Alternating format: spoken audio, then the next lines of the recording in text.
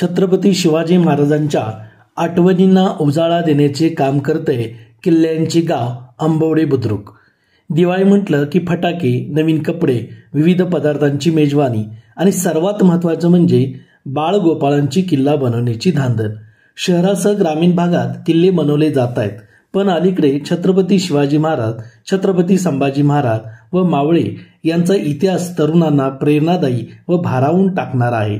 असेच एक आंबवडे बुद्रुक सातारापासून 10 किलोमीटर अंतरावर डोंगर रांगांच्या कुशीत वसलेले गाव।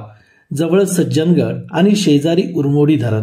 गेल्या काही वर्षात हे गाव किल्ल्यांचे गाव म्हणून नावारूपाला येऊ लागले आहे। यंदा या गावात 50हून अधिक किल्ले भव्य स्वरूपात उभे करून किल्ल्यांचा इतिहास जिवंत करण्याचा प्रयत्न केला आहे।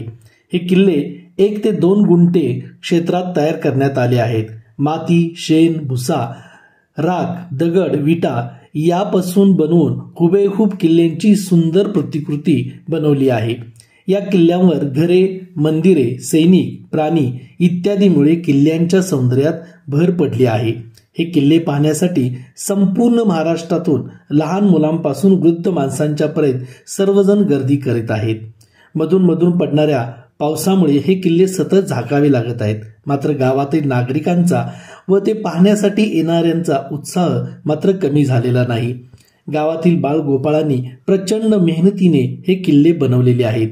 दिवाळी संपली आहे, मात्र आपण सर्वांनी 1 दिवसाची छोटी सहल आयोजित करून आंबवडे बुद्रुक येथील भव्य दिव्य अशा किल्ल्यांचा मनमुराद आनंद घेण्यासाठी एक वेळ अवश्य भेट द्या। रन फास्ट न्यूज चॅनलसाठी दादाराम साळुंखे, कराड। यंदा आपण कोंढाणा उर्फ किल्ले सिंहगड केला आहे। तर या किल्ला करण्यासाठी आपल्याला साधारण 15 ते 16 दिवस असे लागले असतील।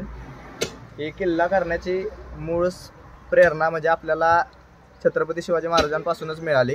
हे किल्ले इतिहास पाहिला तर छत्रपती शिवाजी महाराजांनी फक्त 16 वर्षाच्या वयात हा किल्ला जिंकला आणि याच किल्ल्यावरून त्यांच्या स्वराज्य स्वप्नाची सुरुवात झाली। त्यामुळे तोरणा किल्ला हा स्वराज्याचा पहिला विजय मानला जातो। शिवाजी महाराज की जय, धर्मवीर छत्रपती संभाजी महाराज की जय, जय भवानी, जय शिवाजी।